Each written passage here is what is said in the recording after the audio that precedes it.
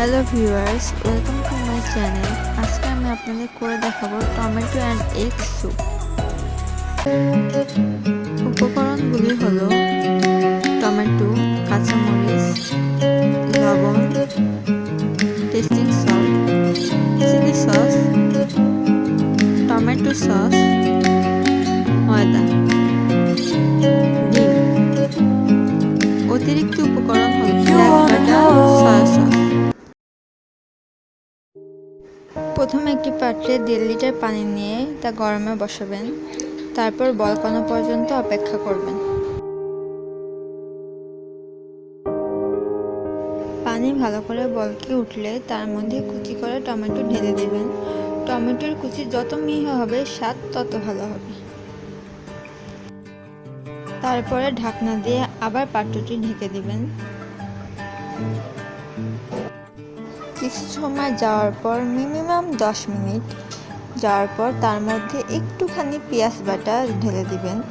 আপনারা চাইলে এই স্টেপটা স্কিপও করতে পারেন, পেঁয়াজ বাটা দেওয়াটা এত জরুরি না, কিন্তু আমি দিই।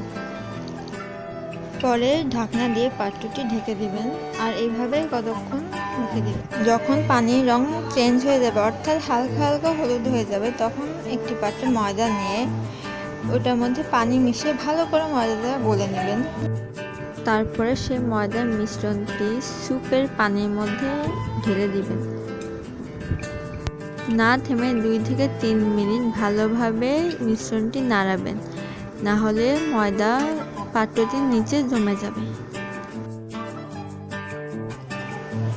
ভালো করে পানিটি নাড়িয়ে কিছু সময়ের জন্য ঢেকে রাখবেন। সময়টা হবে 2 থেকে 3 মিনিট। তারপরে স্বাদ অনুযায়ী টেস্টিং সল্ট মিশিয়ে দিবেন, সাথে লবণও মিশিয়ে দিবেন স্বাদ অনুযায়ী।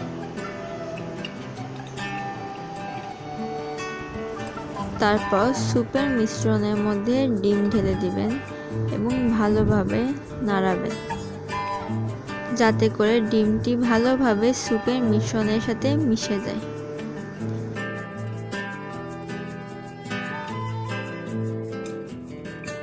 পরে আমি একটি বাটিতে টমেটো সস, চিলি সস এবং সয়া সস নিয়ে মিশিয়ে সেটি স্যুপের মিশ্রণে ঢেলে দিলাম। আপনারা চাইলে সয়া সস ব্যবহার নাও করতে পারেন, এটি সম্পূর্ণ আপনার ইচ্ছা।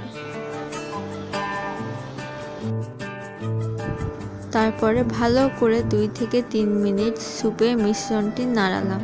কুচি করা মরিচ তার মধ্যে ঢেলে দিলাম, দিয়ে কতক্ষণ সুন্দর করে স্যুপটি নাড়াতে থাকলাম। এরপর 2 থেকে 3 মিনিট ভালোভাবে স্যুপটি নাড়িয়ে আপনার পরিবেশন করে ফেলতে পারেন।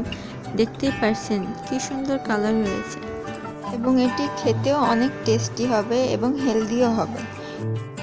এটি ছিল আমার টমেটো অ্যান্ড এগ স্যুপের রেসিপি। আশা করি আপনাদের ভালো লেগেছে। আপনারা চাইলে বাসায় বসে সুস্বাদু এবং স্বাস্থ্যকর স্যুপটি নিজেরাই বানিয়ে ফেলতে পারেন।